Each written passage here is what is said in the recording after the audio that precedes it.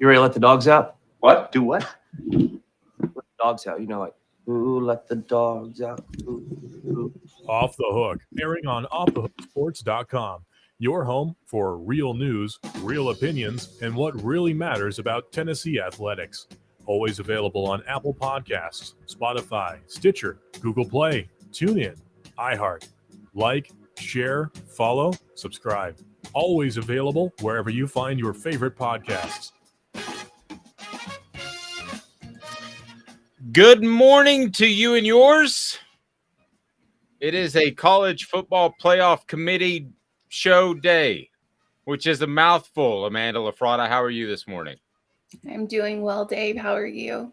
We've got to change that as a society to the CFP. We've just got to make a change because college football playoff committee show day is long. Is a little bit long. So you're on the road and you are about to be freezing cold here in just a matter of, I don't know, what is it, like 58 hours, somewhere in there, 64 hours. You're going to the Green Bay game there in Wisconsin. What's your thoughts? Well, Green Bay Titans, because I'm a Titans fan and he's a Wisconsin fan, or Green Bay fan. So my thoughts are I hate cold weather. And I was sold a game that was possibly going to be in the 50s, and it is not. So those are my thoughts. Layer up. All right, we've got a huge show on tap, so be sure and hit that like button. Don't forget, it's a thumbs up looking button. We want you to hit that right now so we can continue to expand the show. Additions like Ron Slay have already happened. He'll join us tomorrow, and more. So we're excited about it, but we need you to hit that thumbs up button, subscribe, and share. We greatly appreciate that as well. But the more you hit that thumbs up button, the more you subscribe, tell your friends to subscribe, the more we can bring to you on a daily basis. We're with you each and every weekday at 8:30, and we bring on the man, Caleb Calhoun. It's the Down and Dirty at 30. The Down and Dirty at 30 is brought to you by Andy Mason Real Estate. Go to andymasonrealestate.com. Don't make one of those mistakes that'll cost you thousands and thousands and thousands of dollars. andymasonrealestate.com is where you need to go for real estate in the Knoxville area. Over 40 years of experience. Andy brings you the Down and Dirty at 30. Caleb Calhoun, good morning, sir. How are you? Pretty good. Amanda, I just thought you'd like to know that my wife is a Packer fan and I am a Titans fan. So, that's going to be a fun Thursday night. She's from Wisconsin? Yeah, she's from Milwaukee. House is divided. So our neighbors next door have the split flag that says Michigan, Ohio State. So I'm not sure how that's a much more brutal one. Yeah, I mean, the NFL regular season game is one thing, but that Michigan-Ohio State game, I think it's going to be pretty big. So we'll discuss the college football playoff and where we think Tennessee will land. But first, Caleb Calhoun, as we dig into Josh Heupel and Hendon Hooker's press conference yesterday, and they were the only two Vols made available. I guess everybody else had class. I don't know. But Josh Heupel with some heavy praise about Hendon Hooker that you wrote about. And it was pretty heady stuff. He didn't hold back any words. Of course, there's reason for coach speak. There's the Heisman out there. But what did you think of Josh Heupel's comments? If you can kind of re-encapsulate those from yesterday's press conference. Yeah, that was it's a bold statement he made. And it's accurate, too, to be fair, that Hendon Hooker's playing as well as anybody he's been around. And we're talking about a Josh Heupel that's coached. If I'm just going back through history, he's coached Jason White. Well, he was a graduate assistant when Jason White was a quarterback at Oklahoma the year after Jason White won the Heisman. Then he coached Sam Bradford. He coached Landry Jones, who was in the NFL for a little while. He's coached Drew Lock, who is still in the NFL. Mackenzie Milton was a high-profile college quarterback, and Dylan Gabriel.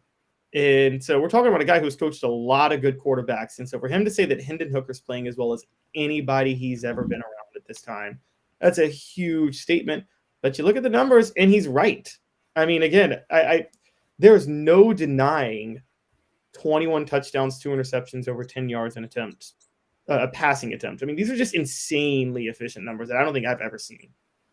Well, and the interception numbers have been so incredibly low. I mean, I was talking to Chris Landry, and some people have gotten upset with Chris about pointing out some inaccuracies from time to time, not throwing the most catchable ball and all of that. And I think he's just being honest. And there have been times where I think the accuracy has waned. But when you start talking about interceptions and not turning the ball over, find me somebody that's better in the nation at not turning the ball over than Hendon Hooker. There's not one.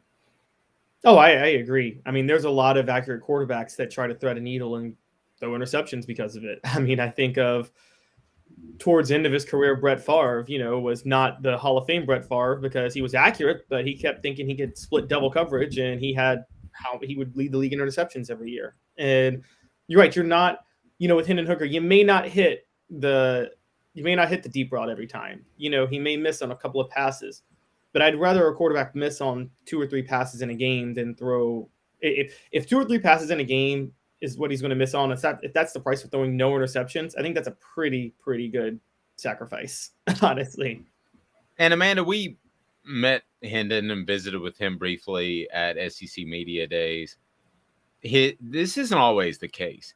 His humbleness comes across in his play. In other words, how many times does he check down a pass that he could chuck deep because you've got Jalen Hyatt running down there? You could throw jump balls all day long, but he doesn't throw a lot of jump balls. No, he doesn't. I mean, that's why I was so surprised about that last score in Missouri against Missouri. And I know it was Joe Milton, and I understand that. I feel like Hendon Hooker wouldn't have done that. I just feel like he's more humble and more appreciative there. That's just my opinion. A very humble, nice, seemingly very sweet kind of guy.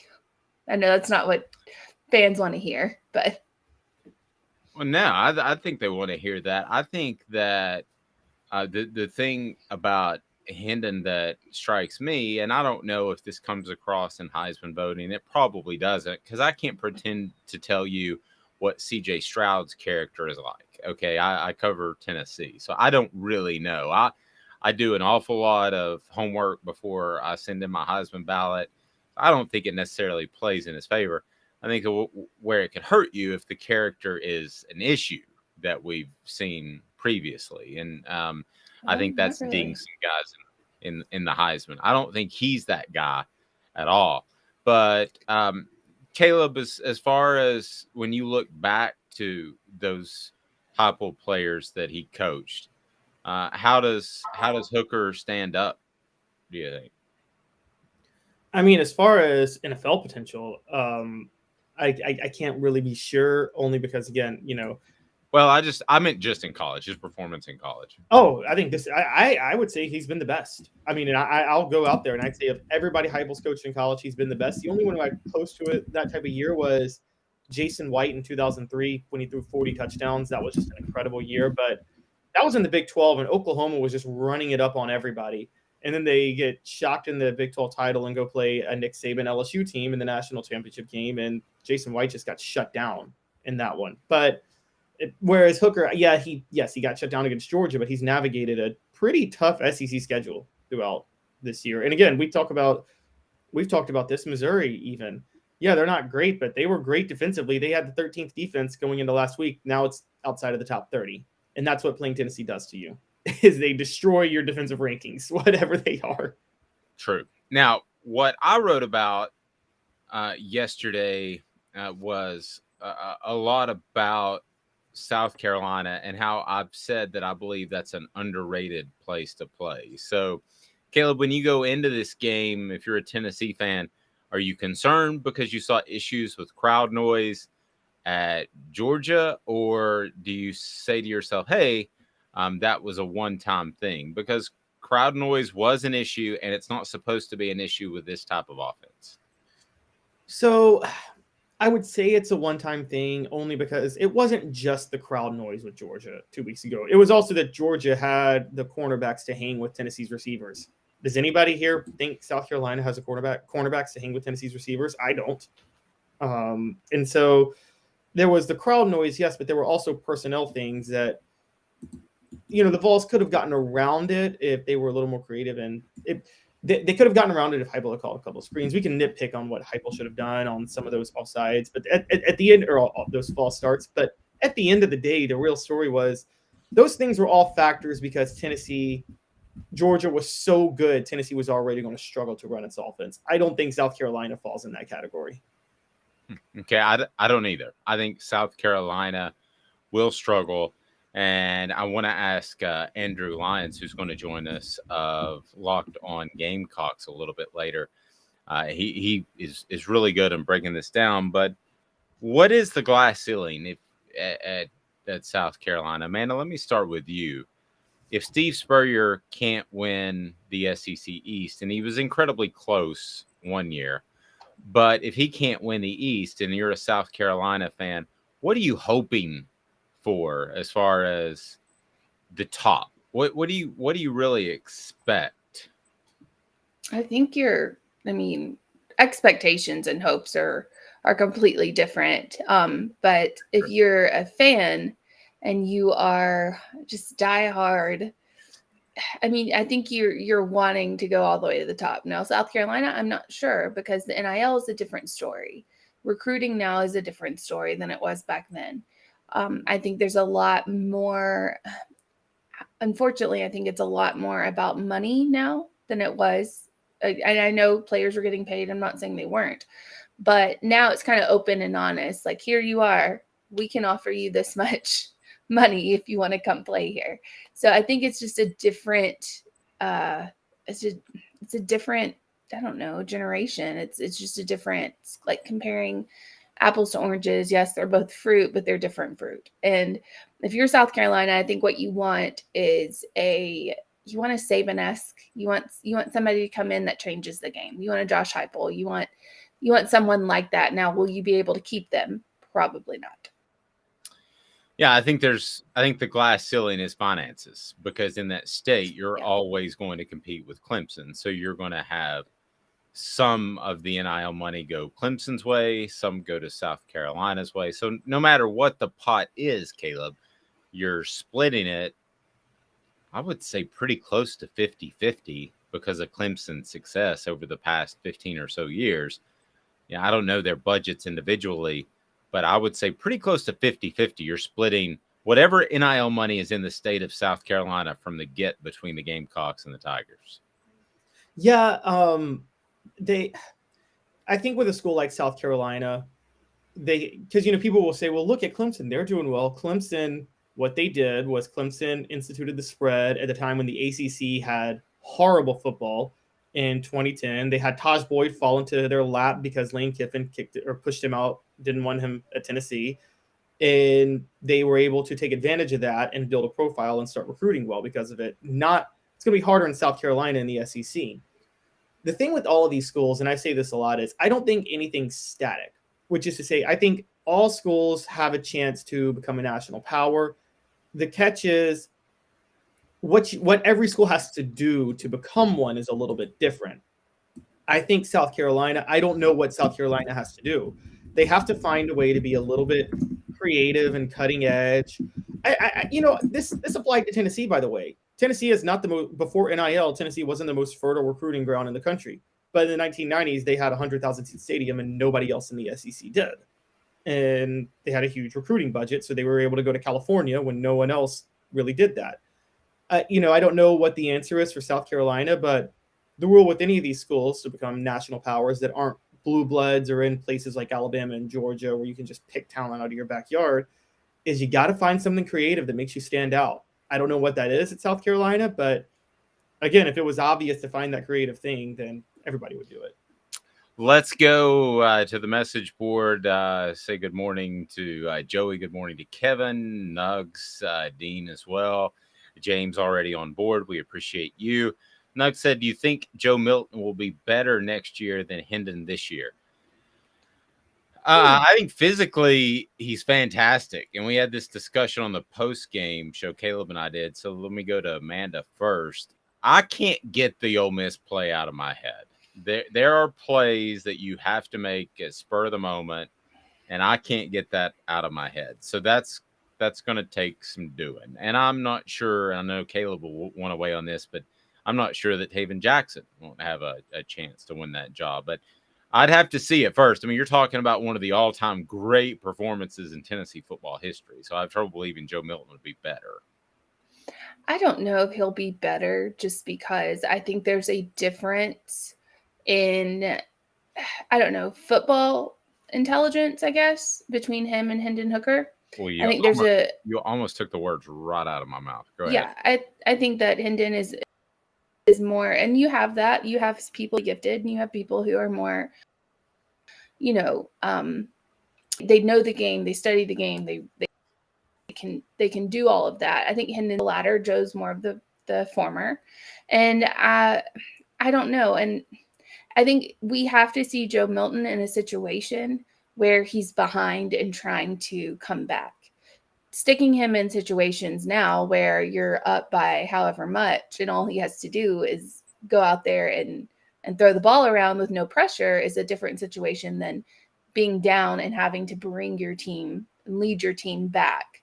So I think that's going to be the difference maker. And I think Hendon's just the better leader. That's just my opinion. I think he's an uber leader. I think you're exactly correct. I think people get enamored with the big arm. I want to get your thoughts, Caleb, brought to you by Zach England of Best and Brock. Zach has got your back. Zach England of Best and Brock, if you're in the Chattanooga area, he has the ability to go against those big insurance lawyers and win cases for you and get you what you deserve. That's Zach England of Best and Brock. He brings you Ron Slay each and every Wednesday. Zach England of Best and Brock in the Chattanooga area. Zach's got your back. Caleb, I know you really like Taven Jackson, and your thoughts. We had a post that said, I think Jackson transfers. What do you think? I know you really like him. And then we have Joe Milton on the other side, who's as physically gifted as just about any quarterback I've ever seen. What are your thoughts on how the quarterback competition shakes out next year? So I'll say it's going to be a fair and open competition. I'm also going to say that I will say don't be surprised if it goes to Taven Jackson, because I thought, he was Heupel's first signee. They really wanted him. But I will say this about Joe Milton and his intangibles and things like that, and leadership qualities and stuff. I think it speaks a lot to his character and who he is that he could have transferred probably and found another place to start immediately. And he decided, I'm going to sit behind Hooker for another year when I've got 2 years of eligibility left, where then I only have 1 year of eligibility left next year, and see how much I can develop in this system. And I think that doing that a lot of times can really help a quarterback, kind of develop leadership intangibles and things like that. So I do think Joe Milton may end up, I'm not questioning his intangibles as much as I'm not even questioning as much. I know you're bringing up his decision-making, the Ole Miss play, and that's unforgivable. But the biggest thing I question with him is if he can just that downfield accuracy. And I mean, we saw that, we've seen him connect on some of those 70-yard bombs this year. But remember, he got benched last year because he kept overthrowing easy touchdown passes the first 2 games. And so is that downfield accuracy going to be there when he's starting full time? I don't know. And we'll see. I thought that Hendon Hooker had accuracy issues coming into the season and the first month of the season, and I got criticized for that.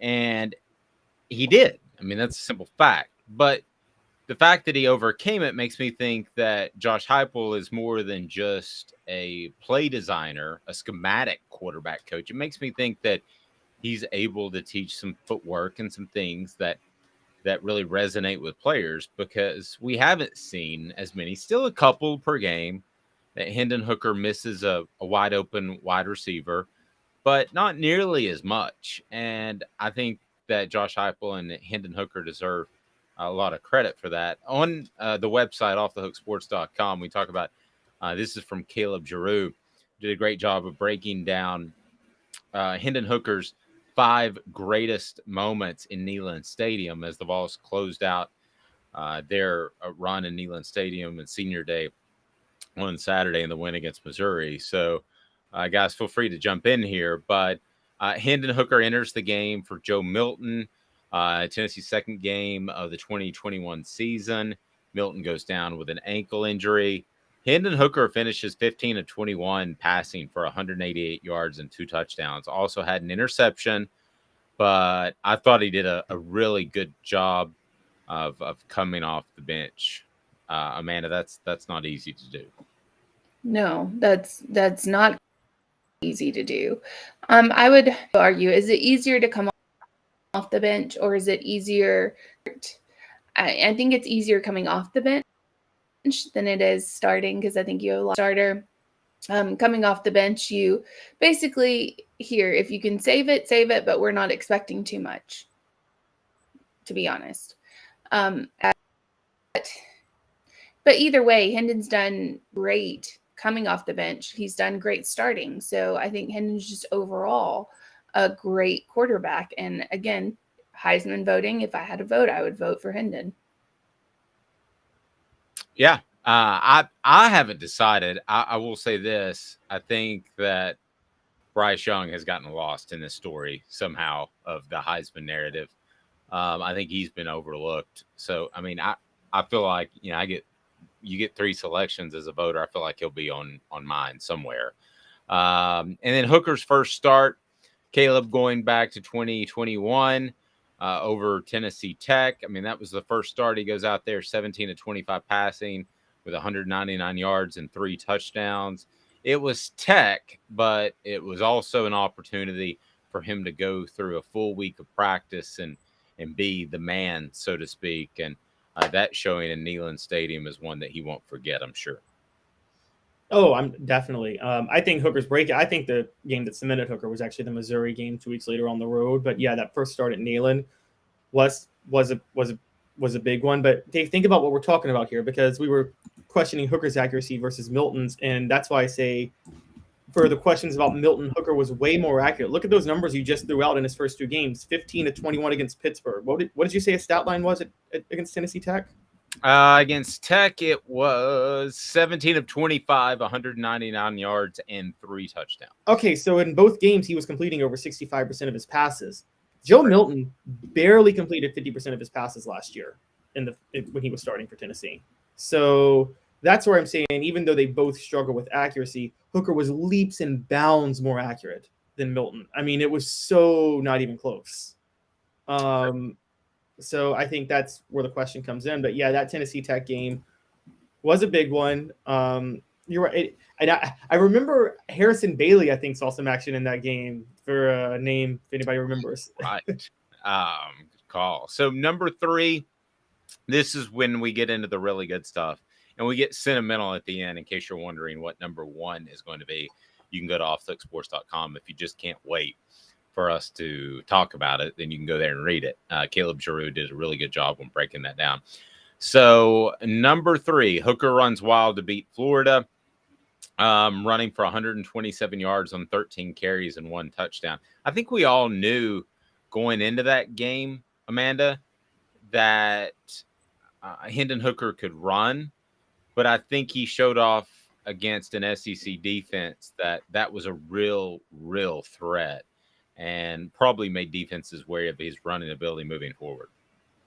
Yeah, I think he definitely came in and did what he had to do to change defensive schemes around Tennessee after that point. You're not just prepared for the pass. You're not just prepared for the run.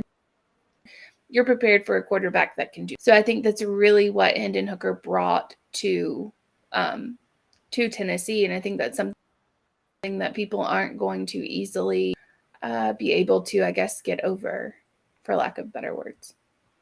Yep. Hooker orchestrates a 15-second drive to upset Alabama. That's number 2 on our list, which I know makes you wonder what number 1 is. I remember when Alabama, Caleb, missed that field goal, I thought to myself, there is no way that Josh Heupel just takes a knee and goes into overtime. And I also thought to myself, they got a darn good chance of getting in field goal range. that will be the play that most defines the plays that most define Hendon Hooker's career, because that was one of the most monumental wins in Tennessee football history. Yeah, that and it's I was with you. There was no way Heupel was taking a knee. It drives me crazy most of the time when coaches do that, because if you play probabilities, you have the ball and a chance to win. Take the chance, because anything happens in overtime. And he did that. The only exceptions are if you're like a defensive struggle and you're backed up and you're on your own 10-yard line and you'd rather just go to overtime. Okay, but yeah, I thought I give a lot of credit to Heupel for going for it, going all in. And you're right, that was Hooker's heads up awareness. If we remember that 15-second drive, the pass, I think, to Brew McCoy that got them into field goal range, Hooker was immediately screaming timeout. He was the one immediately going down to get the timeout into the ref. After that, I mean, he was very aware of the clock on that drive, and that was so impressive. Bradley's saying the energy is low. Let's hype yourselves up. Let's go, baby. It's Tuesday. We got to pace ourselves. I mean, come on. And then lastly, number one, I thought was a really cool moment. That's where we went number one at offthehooksports.com. And that was Hendon Hooker directing the band, which is a Tennessee tradition. Which was really cool. And I know that Omaha Productions put out I don't know if you guys saw that, the teaser video, the Peyton and Hendon Hooker directing the band at the same time. Good for him. I mean, for all he's come through, it is one of the best stories in sports, in college football, I should say, Amanda. I think that with what he's done, he deserves all the kudos, all the love. No question about it. So a lot to get to. Caleb, what are you working on today? Excitement from Tennessee's press conference at about noon. We got good stuff coming up. Yeah, we got some assistants speaking, so we'll see what they have to say about this week. And we'll go from there.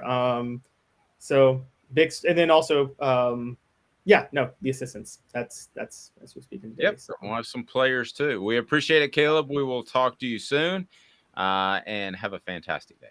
All right, have a good one, guys. Thanks, buddy. You can read his stuff at offthehooksports.com. So you would vote for Hendon Hooker for the Heisman right now? I think he's been the most impressive. I think also you have to realize Bryce Young is not going to get the Heisman nod because Alabama has underachieved. So as bad as that is. Well, no. I'm not saying he's going to win it. I'm saying he shouldn't be lost in the conversation. No. Yeah, but he's because Alabama underachieved. And as horrible as that sounds, that's how the Heisman goes. It goes to the best player on the best team almost every time, regardless of character and all that stuff. Yeah, but should and will is not. Those are two far different things. He should be in the conversation. He will be in the top 5, surely to goodness. And he should be in the top 3. Yes. But I wouldn't be surprised if he's not. That's what I'm saying. He won't be because of that. I know there's a lot of Heisman voters out there who do vote the games and all that stuff. There's some people who don't, who just go with, what they think is going to be the favorite. Right. And CJ Stroud has that more, but he had that nod for a long time. But again, play anybody, and here we are. Yep, that is very true. I think that in their heart of hearts that they would take Bryce Young over CJ Stroud if you looked over the entire course of their career. But, of course, you can't do that. We remind you that we're brought to you in part by Guardian Investments. Guardian Investments, they not only give you a financial plan, but they explain it to you. You can go to GIAplantoday.com with video teleconferencing. You can get the absolute best financial advice and why you should put your money where from Guardian Investment Advisors. GIAplantoday.com, GIAplantoday.com. Hang with us because in just 2 minutes, we'll be joined by a very special guest as we will break down the Gamecocks. It'll be Andrew Lyon with Locked on Gamecocks in 2 minutes. Stay tuned. has risen to the highest level in over 40 years, according to the April 2022 U.S. inflation calculator. Will your investments provide you the income you need in retirement? Are you losing purchasing power of your savings due to inflation? Simply stated, if the cost of goods and services are 8% higher and you're only earning 4% in your investments, that money buys you less of what you need. Right now is the time to act. Call Guardian Investment Advisors today. Hey folks, Gary Viles here. I want to personally invite you to North Knoxville's newest sports bar and restaurant. It's Big Orange Phillies, located in Black Oak Center. And yes folks, it's happening in Halls. Big Orange Phillies offers family-friendly environment with homemade meals and the best deli-style subs around. Billiards, darts, jukebox, shuffleboard, and cornhole, and a full bar. We also offer valet parking on weekends and during special events. We even have a covered back patio. It's happening at Big Orange Phillies. We want, we need, and we appreciate your business. Hi, Mike Davis here with City Heating and Air, reminding you to always dare to compare. Our team provides quality local heating and air service, installation, and maintenance across East Tennessee. We use only the best equipment like American Standard heating and air conditioning for your residential, new construction, or commercial needs.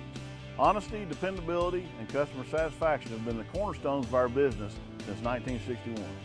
City Heat and Air. Dare to compare.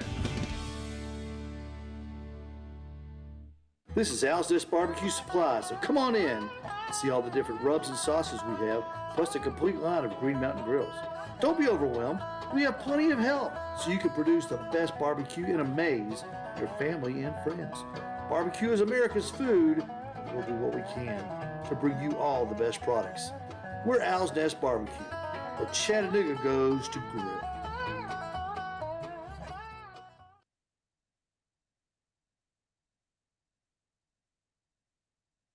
Got cataracts? We can fix that. Never miss another moment.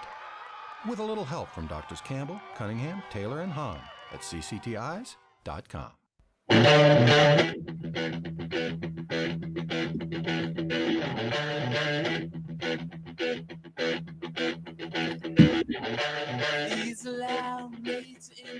So I got criticized for not bringing the energy this morning.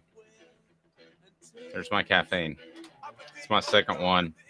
So when I have a heart attack here in a little bit, it's on you, message board posters.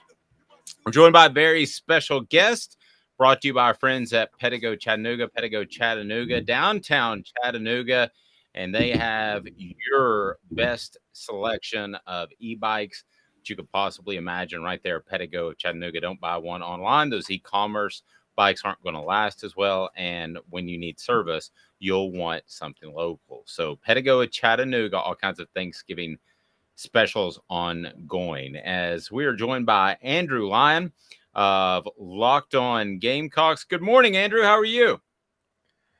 Doing good, Dave. Hope y'all are doing well. We are. So as we start to dig into this Tennessee-South Carolina game, let's first look back at South Carolina's season and your thoughts on what the Gamecocks have done to this point, where kind of, for those that might not know, where South Carolina stands. Well, Dave, I think the best way to put it for South Carolina is there's been a lot of ups and downs this year. Obviously, they got off to a bit of a rough start because they had an absolute gauntlet at the beginning of the season, facing a very physical Georgia State team to start, and then having to play Arkansas on the road and Georgia at home. So they started off 1-2, but then the schedule got a little bit lighter. They faced teams like Charlotte and South Carolina State, so that they were able to bounce back at home. And then got a couple of, in South Carolina's case, pretty big wins against Kentucky and Texas A&M, two teams that over the last 10 years, they have struggled against mightily. And so there was a lot of momentum that they had built into a 4-game winning streak. And then they turn around and they laid an egg against Missouri, and it just hasn't really been the same for them since. They went on the road and defeated a lowly Vanderbilt team, which, of course, you know, every team in the conference is able to beat, with the exception of Kentucky, apparently, these days. And then they turn around this past week, and they got absolutely obliterated by the Florida Gators. And there's a lot of fans for South Carolina right now, Dave, that sort of feel like that this hasn't been maybe a completely lost season, but more so a missed opportunity, that South Carolina had the players, had good enough coaches on the staff to where they should have been able to do more with what they have throughout this entire season. And now, of course, they're looking at these final 2 games against the Tennessee Volunteers and the Clemson Tigers, and they're staring at the barrel of a 6-6 season, potentially heading into a bowl game. So South Carolina's going to look to try to, at this point, just have some positive momentum, get back on their side to end this year. But certainly right now, Gamecocks a little bit disappointed with how things have ended up. Yeah, I bet. I want to get your thoughts on Shane Beamer. I know that there's been a lot of talk. At first, he was supposed to be, God's greatest gift, and now people are questioning his coaching abilities and all that stuff. And I know a lot of it has to do with Spencer Rattler. What are your thoughts on Shane Beamer, and what's kind of the vibe there?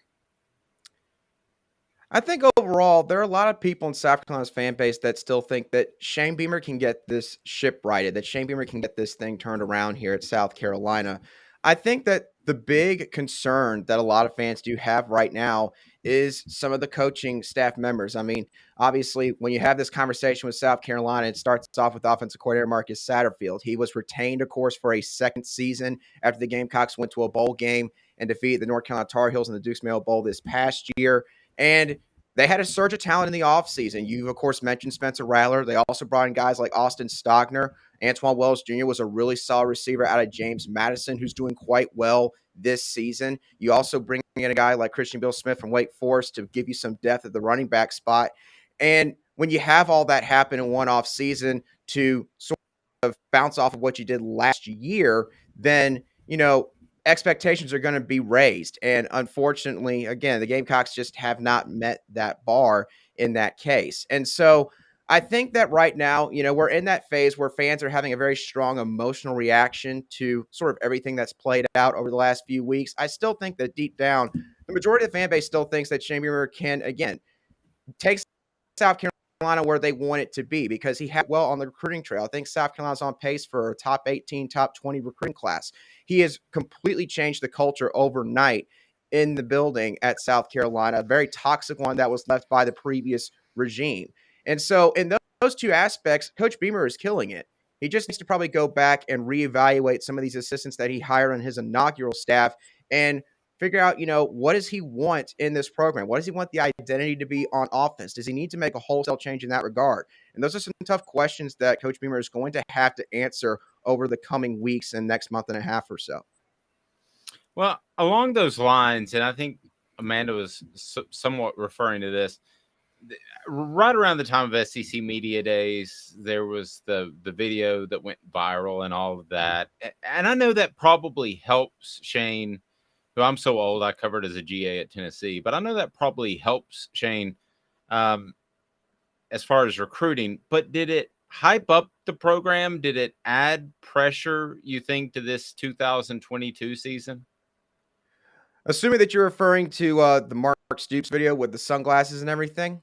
Yes. He's all hyped and all that fun stuff. Yeah. Oh, yeah. Well, I certainly think that it brought some attention to Shane Beamer and what he's doing down here in South Carolina. And, of course, with how that game played out, it did not end up too well for Mark Stoops over at Kentucky. But I do think that, again, when you do have all these eyes that are drawn to your program after what some people deem to be an overachieving season this past year, and then, of course, again, you bring in all the guys that you brought in the offseason, and then you have other coaches who are taking underlying shots at you basically over the bow at your conference's media day session, then, yeah, understandably, people are going to expect, they're going to want to see if you can back up everything that has been said in the media. And again, some of it was done directly by South Carolina with what they did on the field. And then others were, some national analysts who maybe picked South Carolina as a quote unquote surprise dark horse contender SEC East. And so I don't really think that it put a whole bunch of, new pressure on Shane Beamer. But, again, I think that you could just pretty much file that in the filing cabinet as something between mainly South Carolina and Kentucky, and that will be remembered over the coming years just because of that. Yeah. Rattler. Sorry. Let's get to Spencer Rattler, because coming in, a lot of, the talking heads had him super high, supposed to be one of, the best quarterbacks. I know he transferred from Oklahoma. We haven't seen that side of Spencer Rattler. Why? Or is it more of, people around? Is there a problem? I think, Amanda, the biggest problem for Spencer Rattler is he is in an entirely different system than what he ran in the years that he was at Oklahoma. Of course, with Lincoln Riley, who is now at Southern Cal and doing quite well over there, he runs mainly an air raid type offense, which, not to make it sound like it's the easiest offense in the world to learn, but the air raid offense is normally consistent of just a few plays just lined up in different sets and formations. Spencer Rattler has been asked to run more of a pro-style type offense, which obviously is a lot more complex in terms of the terminology, all of the checks that you have to make pre-snap before the ball is even getting to your hands. And I think that Spencer Rattler, especially at the beginning of the season, was having a lot of struggles with this. He has had some issues with his pocket navigation, which you can mainly put on him. At the same time, because of how offensive coordinator Marcus Satterfield has tried to implement this offense with this roster, they've been asking this offensive line for South Carolina to do something that, quite honestly, they're just not set up to do. It's just not in their wheelhouse in terms of especially drop back play action plays where you're asking them to try to pass block for 5, 6, 7 seconds. And so in that aspect, I think that has compounded the issue. And of course, Spencer Rattler is a very polarizing figure in college football. You'll talk to people who say they actually think that he's a really good player and that maybe they liked the kid, or you'll talk to people who say that, they think he's the most arrogant player in the entire sport. And so obviously when people see that stat line, a lot of people are going to pile on top of that. And not a whole lot of people maybe outside of South Carolina are going to actually dive into the games to see how this whole thing has gone awry for him just based on the numbers. So to make a long story short, he definitely has played a role in how the season has gone for him, but it is most certainly not all on Spencer Rattler. I think you can point to some of the deficiencies in talent that some of the other position groups have, and also the kind of offense that Marcus Satterfield has tried to push onto these players, which is part of the reason why you'll probably hear some news regarding that position for South Carolina in the offseason. If you have a question for Andrew Lyon of Locked on Gamecocks, go ahead and post on our message board, and we'll try to get to those. Be sure and hit that like button. The thumbs up button helps us to bring you more content on a day in and day out basis. Big additions coming to the show. Andrew, when I look at coaches around the SEC, I have a thumbnail sketch of all of them. I can say Josh Heupel, offensive coach. I can say Nick Saban, started out great defensive coach, adapted. I'm going to look at Brian Kelly at LSU, say discipline. There are a lot of things that I like about him.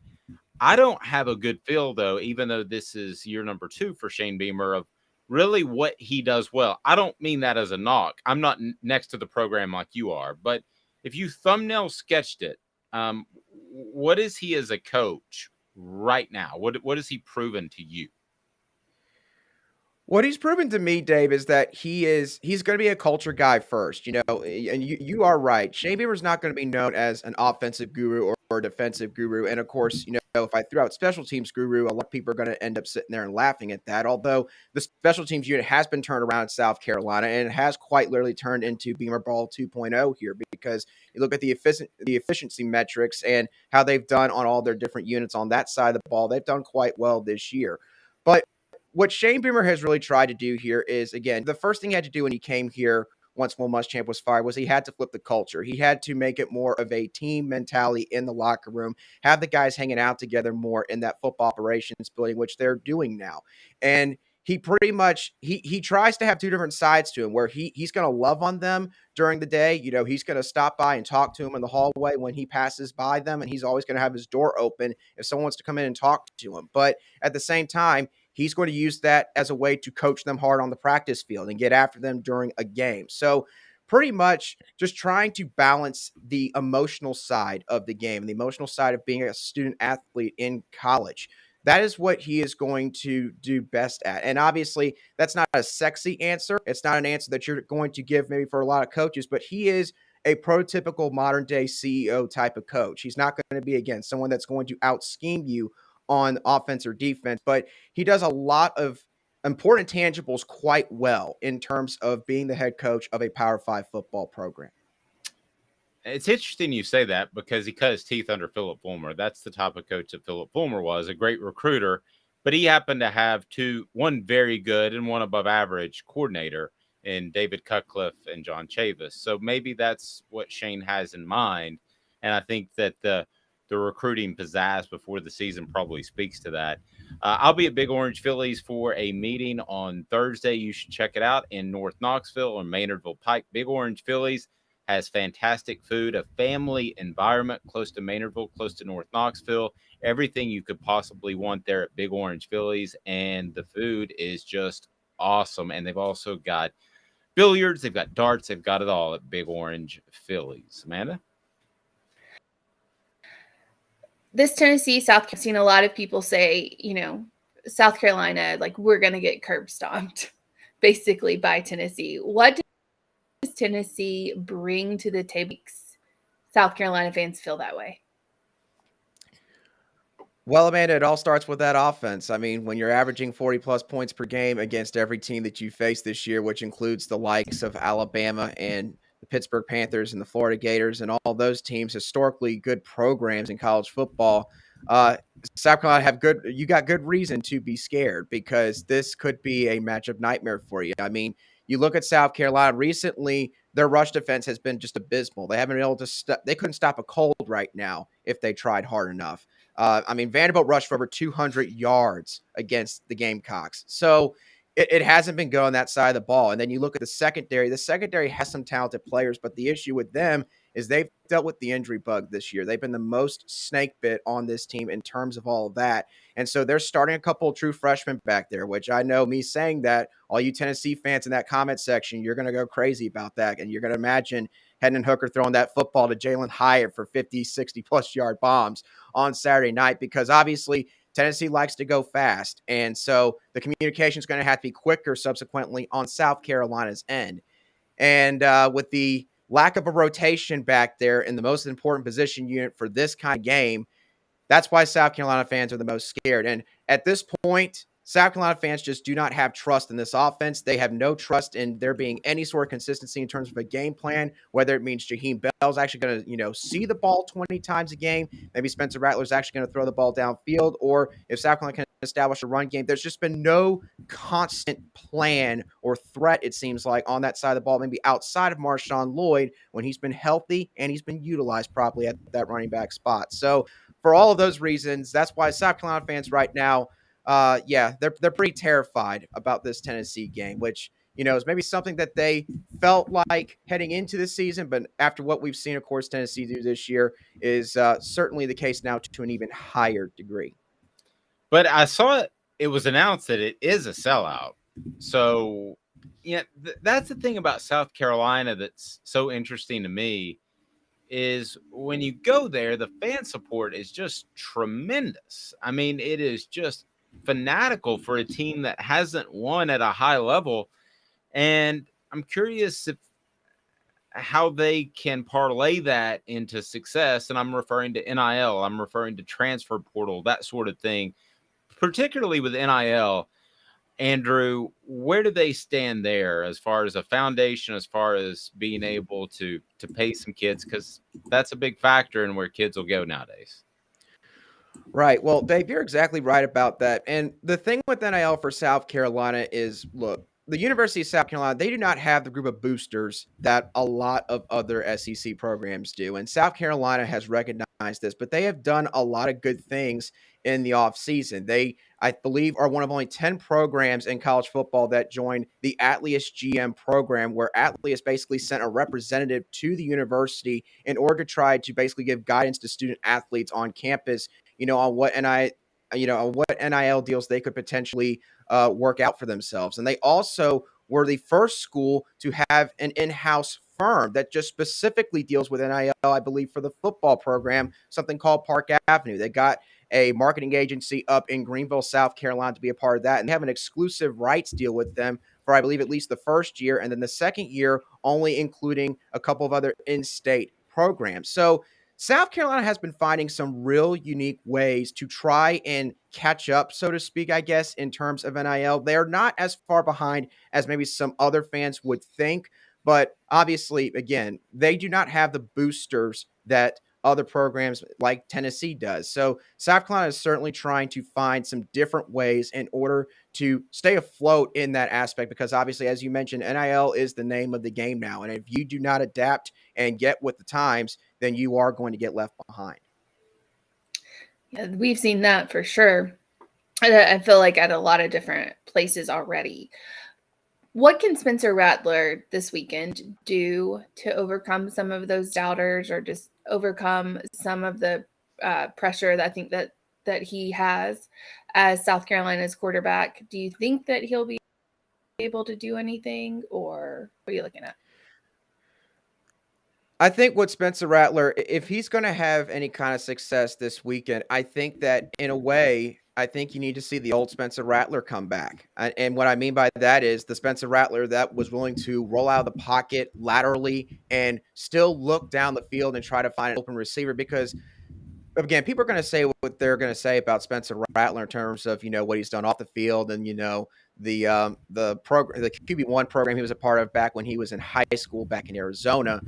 But Spencer Rattler, there are very few quarterbacks that I've ever seen that can throw the ball like he does on the run, off platform. There are very few quarterbacks that have the kind of talent that he possesses. He's a 1%er in that particular aspect.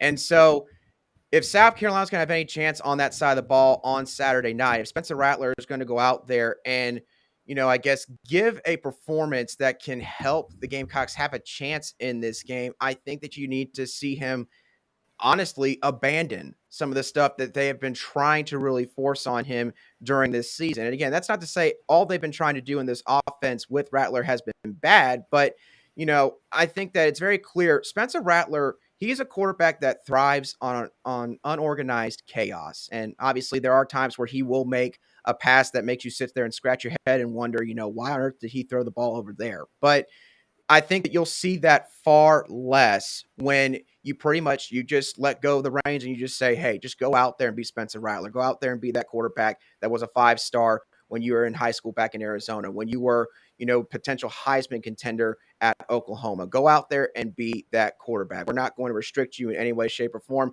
And also call some play action bootleg passes. Call some rollout concepts that will allow him to naturally go through all that instead of him trying to run away from 3 or 4 defenders from Tennessee that are trying to tackle him in the backfield. It sounds like to me, and I don't want to read too much into this or be a psychologist, but it sounds like there might be some confidence issues going on. I could see where you're getting at there to a certain degree. I think that Spencer Rattler right now is probably a little bit conflicted because the thing is, for people that have watched South Carolina's offense for more than a couple games, again, you will see very quickly where the struggles lie.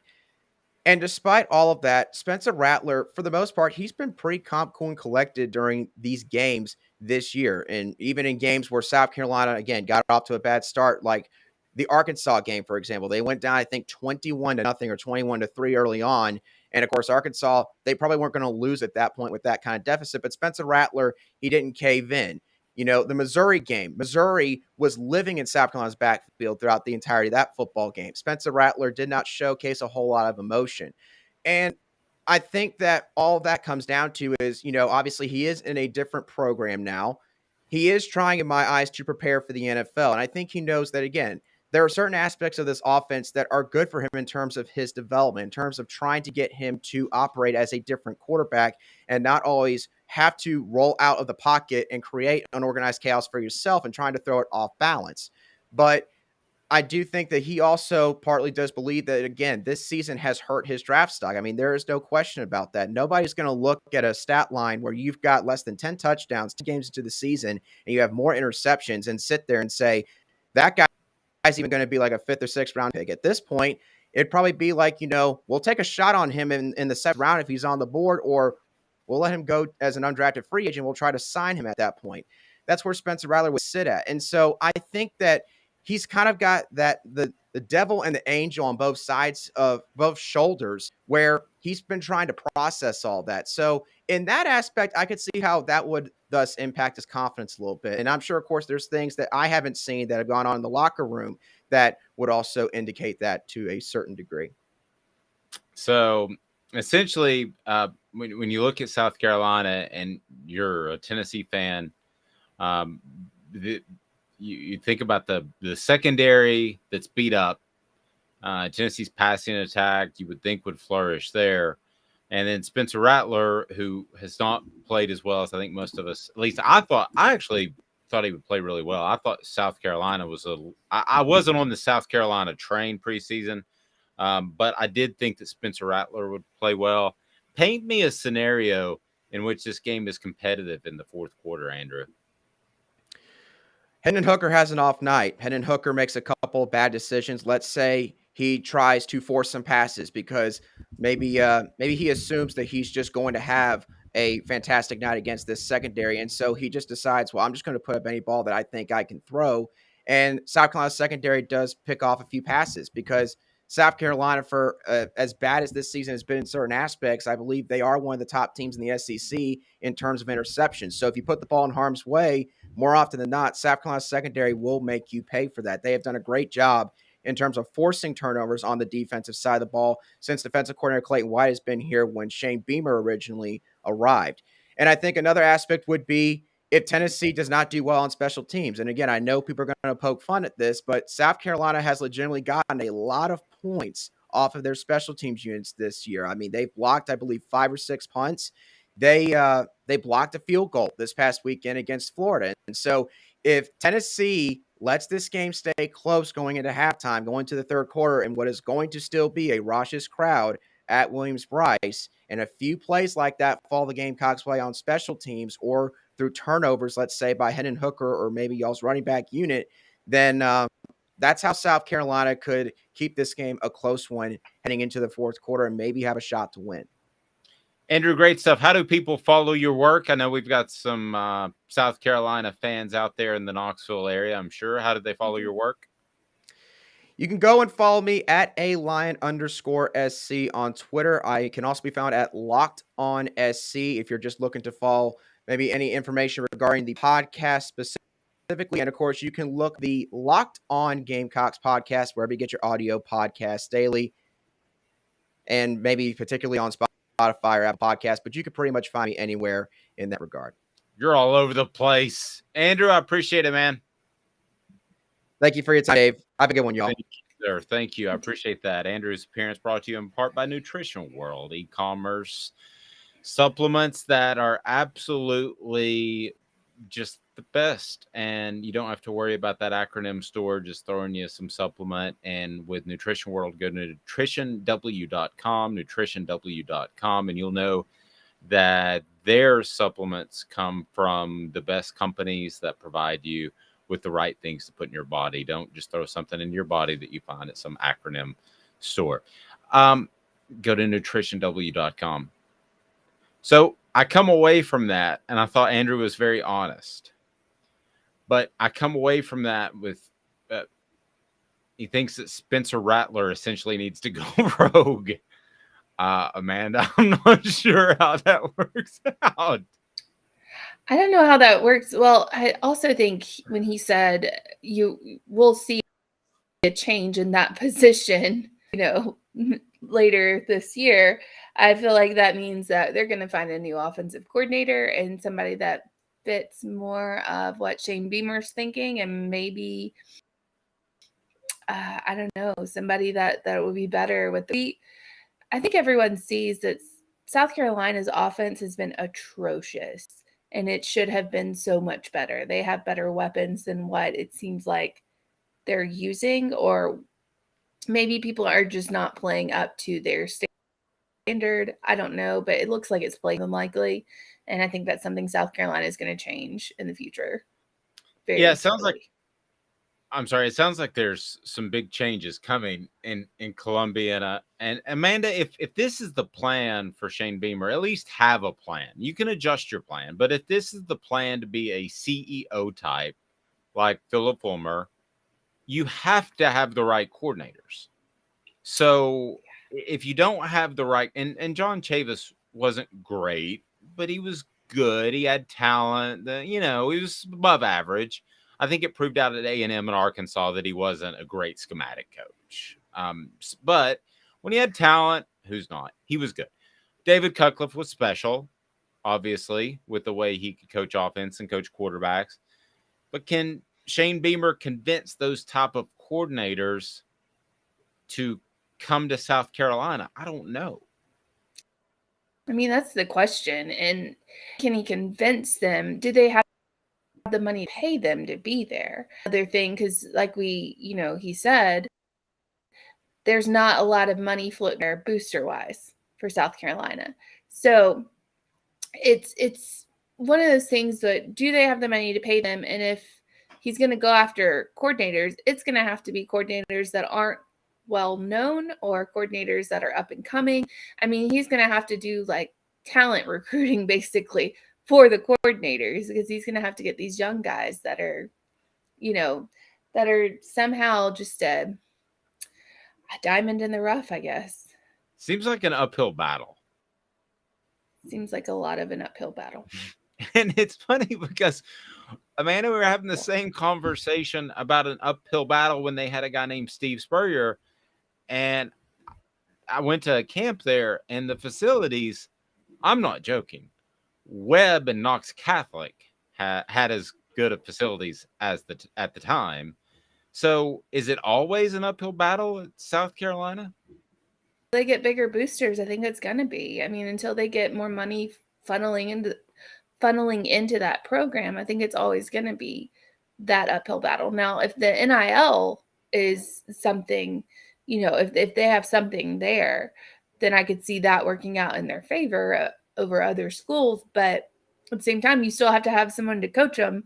So it seems like an uphill battle. I'm tired just trying to figure out how South Carolina can become relevant. I mean, I'm serious. Like, I'm sitting here and I'm like, ooh, this is exhausting. I mean, you got Georgia, who is has become the best program, I would argue, in the nation. You got Florida, who's going to benefit from in-state talent. You got Tennessee, who's got the NIL set up. I mean, you're fourth before the season even starts in the East. Yeah. I mean, it's really unfortunate. Yes, you are. You are at least fourth. I mean, at the top, like, that's the ceiling, fourth. Unless these other teams just have off years, but still, that's season out of how many? Well, with that Billy Napier, he's a detail-oriented guy. How much do we I just call him Aaron Hernandez because that's what he looks like, and I can't get over it. So I just refer to him as Coach Hernandez. Smoky Mountain Red said, was it the Prowler package that John Chavis was known for? Yes, that's how they beat Florida in 2001, and they'd only have one guy with their hand actually on the ground. It was Bizarro, and it was to challenge Steve Spurrier to run the ball at you. They didn't run it all the time. And they bounce around and move around, so you didn't know which gap they were coming at. But primarily, he was at LSU. Yes, he was at LSU for a short time, and then A&M, and then Arkansas. And last I heard, he was at a middle school. I'll live the dream. What do you do? Got rich. By the way, Sure. the Smoky Mountain Reds said, plus they have Clemson to deal with and recruiting. Yeah, I agree. Kevin says, is the SEC East the best in college football? I'll tell you what. Let's discuss that. What do you think? The SEC East top to bottom? At the moment, or are we talking about after Texas and Oklahoma join? Oh, well, I don't know what's going to happen then. I think we're talking about at the moment. So at the moment, I would have to say the Big Ten East, right? With Michigan, Ohio State, and Penn State. I mean, I don't know. They're pretty comparable. If you want to say Michigan and Ohio State offset, or vice versa, Tennessee and Georgia, I mean, they're all in the hunt for the college football playoff. One is going to have one loss. One's probably going to be undefeated. So let's take the top two teams and call them equal. Then after that, who's the third best in the SEC East? Florida? I mean, yeah, I guess. It depends on what year you're looking at. That's the thing. Like, it depends on, like 4 years ago. Like just this year. Just this year. Oh, just Then The best division in college football, not conference, but the best division. 10 East then. I think it would too, because I Florida's mean, 6 and 4. just this year. Yeah. You have Yeah, I Georgia, think you have Tennessee, and then you have nobody else basically, even close. Yeah, I would think that this year, especially, but boy, that Billy Napier, he's a really detail-oriented guy. They've got all the details. Remember we heard that like 15,000 times at SEC Media Days? Yes, I do remember that. Well, I was kind of just out of it because I was just like, Aaron Hernandez. It looks just like him. Like I could not stop. It could not. I couldn't focus on anything else regarding Billy Napier. It's kind of like Aaron Hernandez. Yeah, I guess if we're having this conversation a week ago, we're comparing Penn State to Kentucky. But it's hard to compare Kentucky to Penn State after you lose to Vanderbilt. Be sure and hit Will Levis. Yes. Be sure and hit that thumbs up button. We greatly appreciate it. It helps us bring more to the show. It helps put Dr. Pepper in Amanda's fridge. So hit the thumbs up button. Cheers to that. I moved on from my caffeine to my jug of water. And yes, the Prowler didn't work against LSU. You're talking about the 2001 SEC championship game. That's true. But I think the SEC East makes a strong argument for number 2. And long term, I don't believe in James Franklin. So I think if we're talking about projecting forward, Amanda, which is kind of what you were hinting at, if I had to bet my money on the next 5 years, I would take the SEC East over the Big Ten East. Not your mortgage? What did I say? You're not betting your mortgage. You said money. What did I say today? Did I not say the money? mortgage? No, you didn't say you're betting your mortgage. You said you bet your. Okay. Well, I want to be careful with my money. So, yeah, we'll see ultimately if James Franklin pans out. It just seems like he's hanging on there. Does it not just seem like he's just round? Again, it's two attractive people who are not really interested in each other, but don't think they can do anything, get anybody better. So they're just sticking here because it's halfway working. So that's what Penn State and James Franklin are doing. I think he'll probably retire at Penn State. I'm not even going to lie. Oh, gosh. Well, the Tennessee meandered through a couple of goofy years and the end of Philip Fulmer's tenure, but at least he had that championship to say there's reason to give me another shot. And he argued that in 2008, he should have gotten another shot, which wasn't the case. Stop it. Yeah, Stop it. But at least he had the championship to make the argument. James Franklin doesn't have the championship to even make the argument. I don't.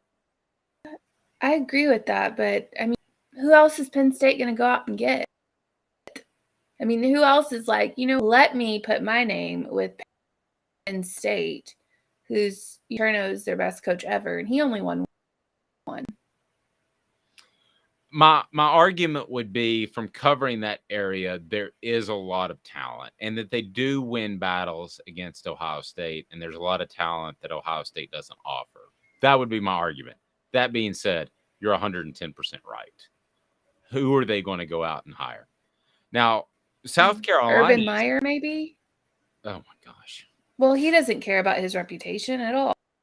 So, I mean, and they don't care about their coach's reputation. So here we are. Perfect fit. Good point by Smoky Mountain Red. Matt Rule would be a good fit up there. That would be an interesting selection. Did you raise your nose to Matt Rule? Are you not a Matt Rule guy? Or were you just sniffing? No, I just have like an itch. So I'm just like, that's what I do when I have an itch. All right. Today's tough question is now it's college football committee playoff show day. So here we go. Lord. Yeah, it's a mouthful.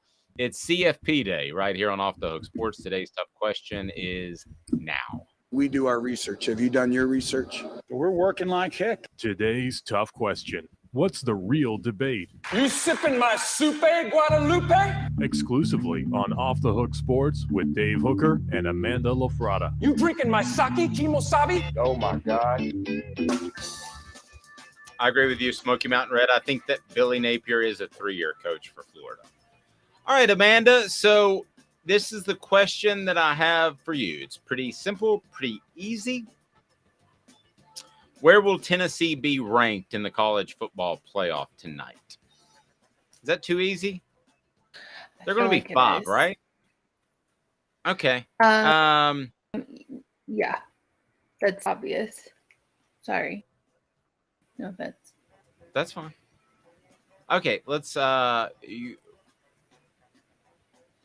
what other direction do you want to go in with today's tough question? What are your thoughts? Well, we could say Tennessee, ranked 5. Who will? Because Oregon lost. Like there's a big, back and forth on who'll be 6.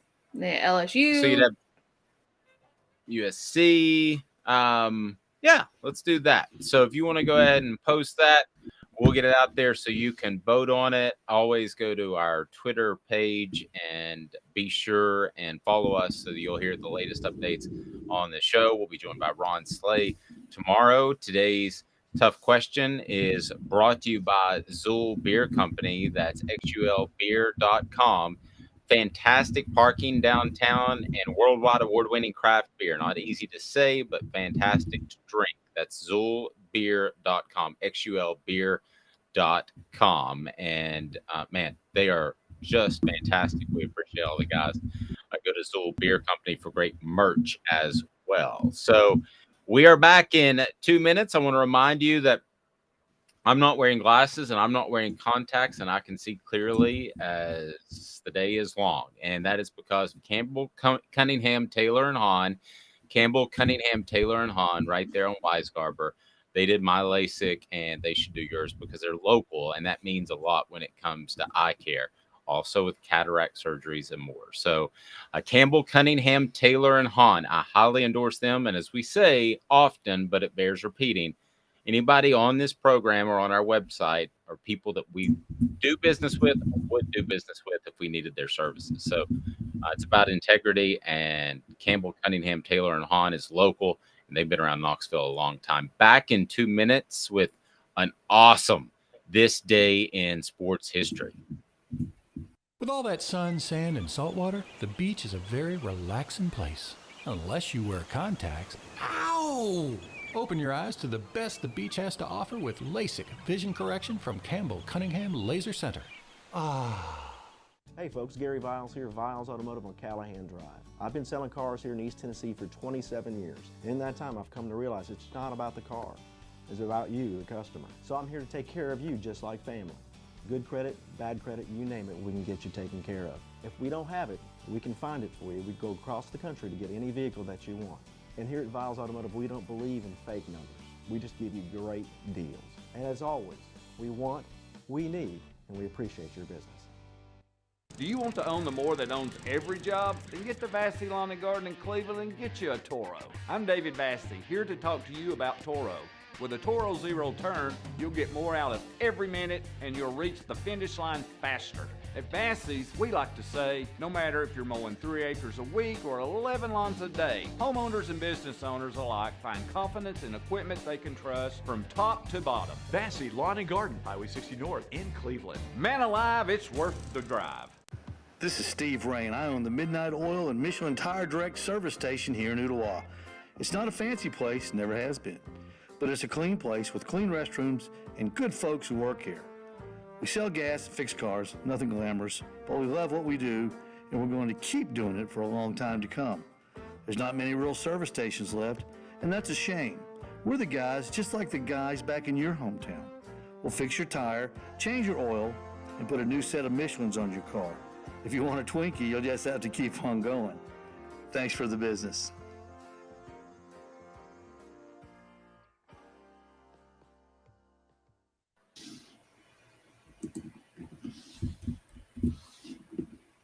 Sports history, putting things in perspective Exclusively on Off the Hook Sports with Dave Hooker. You're so old. When you were a kid, rainbows were black and white. And Amanda LaFratta. New kids on the block just called. They wanted you as a backup dancer. This day in sports history, November the 15th, back in 2007, the number one Lady Vols defeated Oklahoma in Tampa with free throws from Shannon Bobbitt with 3.2 seconds remaining. Tennessee went on to win another NCAA national championship, finishing the season 36-2. That's pretty good. Candace Parker had 28 points, 15 rebounds. Shannon Bobbitt scored a career high 27 points. And I love to see Candace Parker, Amanda, have success in broadcasting. Why? Because she is really, really good. And she's really pretty. Yeah, she's striking in person. Like, yeah, striking. She's gorgeous. But as far as just her presence on television, just really impressed by her. So this day in sports history is brought to you by our friends at City Heating and Air Conditioning. That's cityheatandair.com, cityheatandair.com, and Integrity Matters, servicing HVAC in the Knoxville area. And Amanda, I did see this because we're getting ready to get to message board bingo, and which we'll talk about craft treats. But I did see where Evander Holyfield and Mike Tyson have teamed up together to provide you with what we all need, and that is THC gummies in the shape of an ear, because Mike Tyson tried to bite Evander Holyfield's ear off twice. He did. He bit a chunk off. He did. He did twice. That's the amazing part about that thing. Twice. He needed the gummies. If he had the gummy ears, he wouldn't have tried to bite them off. Man, I saw the most bizarre thing on him the other day. Kevin's laughing. You never know what you're going to see on the YouTube. And yeah.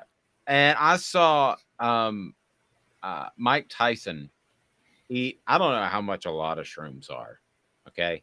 But eat a whole handful of shrooms on a broadcast. Ugh. Ugh. And I think aren't they grown in like manure?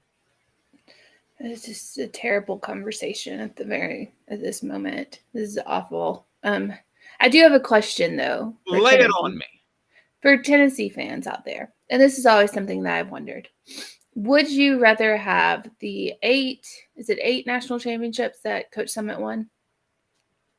Is that right? Yes, I believe. Or is it 7? It's 7 or 8. 7 or 8. Something like that. I'll find out. Would you rather have those basketball, or would you trade those for one national championship in football? I don't think there's any question. You would. I hate this. I mean, I don't want to sound like it's being sexist, but the financial impact of one national championship is monstrous. Well, you don't have to give a reason. You just have to say either one. Would you take his story of Pat Summitt and everything that she did and all of those championships, or would you take one national football title? Man, you won't find anybody that's a bigger fan of Pat Summitt than me, but it's a football drives the train. So I would take football. I think any SEC school would, maybe other than Kentucky, if you're talking about men's basketball. I don't know. It's never had this issue before, so I have no idea. I think what's interesting, would Kentucky fans take a football national championship over a basketball national championship? Oh yeah. Yes. That's not really, of course you would as Kentucky, because then you could, say you're good in both. Of course you would. But they wouldn't trade all of their basketball championships for one football one. I'm just saying in 2023. By the way, you got something stoked here. I'll go to the message board here momentarily. Oh, okay. You stoked a fire. going into 2023, would Kentucky prefer to have a college basketball championship or a college football championship? College football championship, 100%, no doubt. I think you're probably right. Yeah. If John Calipari only wins one championship at Kentucky with all the talent he's brought in, is he an underachiever? Disappointment. Yep. I agree. So Drunken VFL says football all day, and Smoky Mountain Red says football. Sorry, Pat. And I thought it would continue to go in that direction. And then Joe says, I have to say Pat still. Kevin says, you got to keep Pat. Joe says she was a total trailblazer. Smoky Mountain Red said she is ladies college basketball. So Told you. I'm sitting, but I stand corrected. Yep. I knew that it would be something. There would be some people that would choose the football. There would be some people that would take Pat Summitt's legacy. So I mean, really, that's what it is. One national title or Pat Summitt's legacy. Interesting. Yeah. You got to check out our friends at Vols Automotive Group right there on Callahan. Vols Automotive Group is your home for fantastic car selection, car service, where the integrity is important and they keep that in mind. They want, they need, and they appreciate your business. That's Vols Automotive Group right there on Callahan. So check them out. Drunken VFL says, does what she did for the game just disappear because of the championships? Yeah, that's the thing that you have to take into account is the way she promoted the game. Did she do more for women's basketball than she did for Tennessee's athletic department? Yes, I think she did. But if the championships go away, I think that a lot of that power goes away as well, because she changed the game for women's basketball. But that's because, not only her coaching style and everything that Pat Summitt, was and still is to the program, but the success that she had, and championships are a big part of that. So if you take away those championships, you take away that power and some of that legacy, honestly. Somebody asked about Tyler Summitt. He is not coaching to my knowledge. According to his Wikipedia page, had some issues. We'll just leave it at that at La Tech. So he is not coaching, but absolutely you thought that he was going to be a magnificent coach. But sometimes you can be really good at something and you don't like it.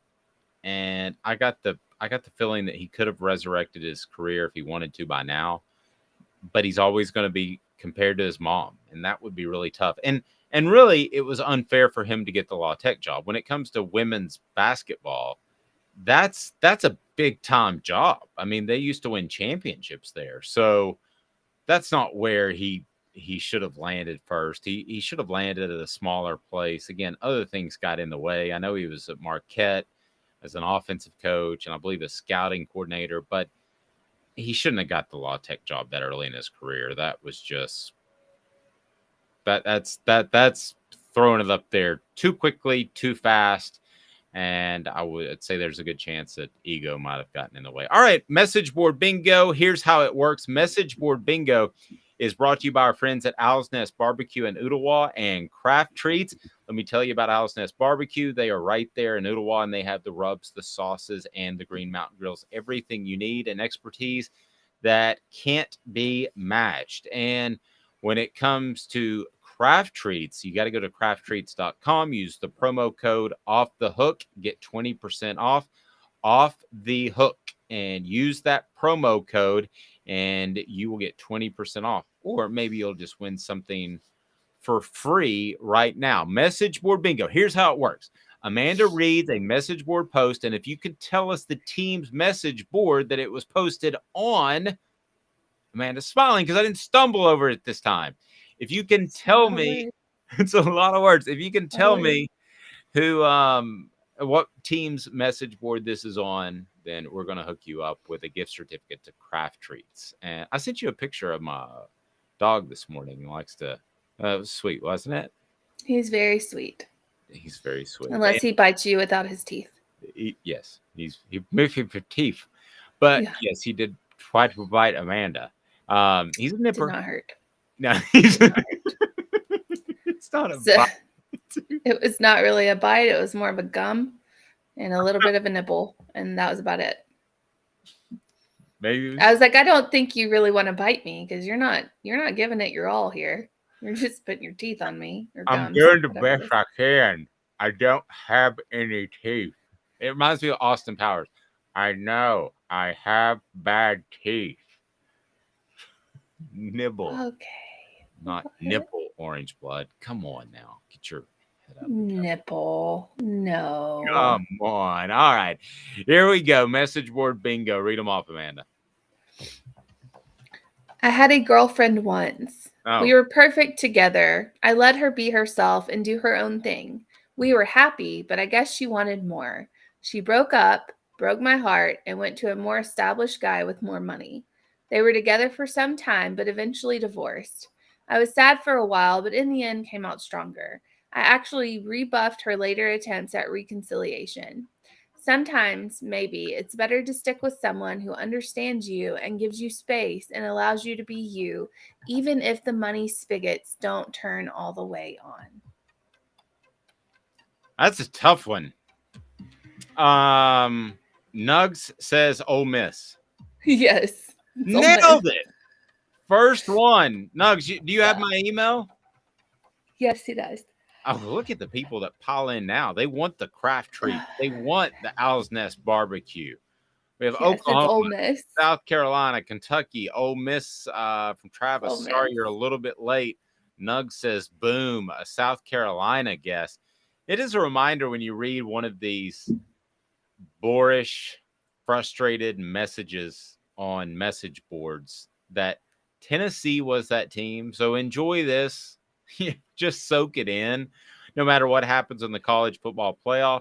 All right, Amanda. So I did want to get to that. If we can, you're the winner, Nugs. So I think you have my email. If not, please just let me know and I'll hook you up. So this is on offthehooksports.com. Here is my prediction as to what Tennessee will be selected in the college football playoff and where these all shake out. So here we go. I got number 1, Georgia. I got number 2, Ohio State. I got number 3, Michigan. I got number 4, TCU. I got number 5, Tennessee. Amanda, what does that mean? It means I got no changes. I don't see a reason to make any changes. TCU beat Texas. I didn't think they would do that, but they did. And yeah, I got no problem with them being number 4. They're undefeated. Tennessee, I think, is the best one-loss team. Then you have, I believe, Southern Cal will be in at number 6. That is my prediction, but I could be wrong on that with Oregon falling out of it. So that's on offthehooksports.com. If you care to give that a gander, we would appreciate it. But what is your prediction as to will the college football playoff committee change some things up? I could see them flipping Michigan and Ohio State just for funsies. They won't do that until next week, until it matters, until they want to encourage, just Thanksgiving week is always Michigan, Ohio State.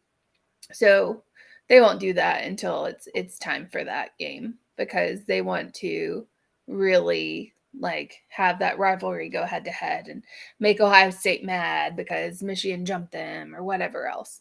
That's what they do. I think it'll be exactly the same. I think you'll have 1 through 5 will stay the same. And I think that you'll have the shakeup will be 6, right. 7, and 8. So since you had crap, I can't even remember whoever lost. Oregon lost. Thank you. Since you have Oregon losing, then you have, I think they'll put USC up there. They'll put LSU will stay up there, even though that win against Arkansas was real bad. But they did clinch the West, so they'll go up there.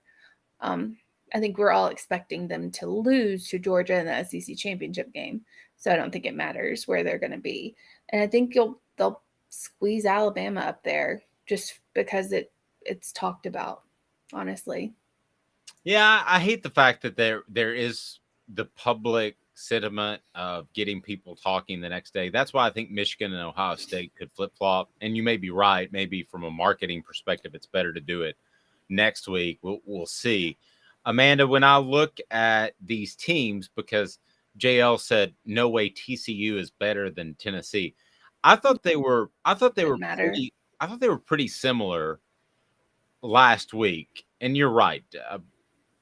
There's no way that Tennessee can argue they should be ranked ahead of TCU because TCU is undefeated. But listen, TCU didn't look great. They did beat Texas. I would love to see those two teams play, but I don't see a scenario how that plays out. I thought they were very similar before that game on Saturday, and then I thought that TCU was a little bit sloppy.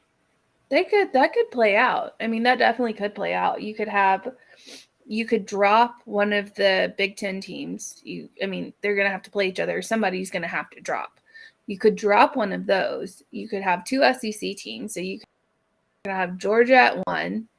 Then you could have, you could have TCU. Well, that would be hard to do, though. Yeah, TCU, I think Tennessee, and then Ohio State, but that would be really hard to do. So you're right. Yeah, I'd love to see those two teams play because I think they're kind of similar offensively. They do. Yeah, it would be tough to see them play because I think Georgia's locked up that number 1 spot. But do you think that at the end of the day, something quirky will happen? Oh yeah, it always does. It always does. Something quirky always happens. Every year. For the sake of talking heads like us on a Wednesday? Yes. For the sake of talking heads like us on a Wednesday, something will happen with that. Not tonight, maybe. Oh, not tonight. And I mean specifically. Okay. Oh, tonight? No. It's a boring week for them. No. Okay. Other than just dropping Oregon out of the conversation, which seems natural. Yeah, and I think that you would love for Southern Cal to lose another game if you're a Tennessee fan. Well, of course you would. If you're any kind of fan, you want Southern Cal to lose another game because you just don't like Southern Cal. And honestly, the college football playoff their committee probably doesn't even like Southern Cal either because of all the bad publicity that Lincoln Riley has caused there. Sure. You don't want to honor somebody like that. That's fair. And the fact that they still have O.J. Simpson's Heisman Trophy up still befuddles me. And not Reggie Bush. And that's fine. Yeah. I don't know. Okay. Taking money, murdering, same thing, I guess. To each his own. I do want to take a quick second before the end of the program. Say, call your loved ones and just do that because what happened at Virginia was just absolutely horrible. And God bless those families. And, being a dad who has one kid at college and another one, it's,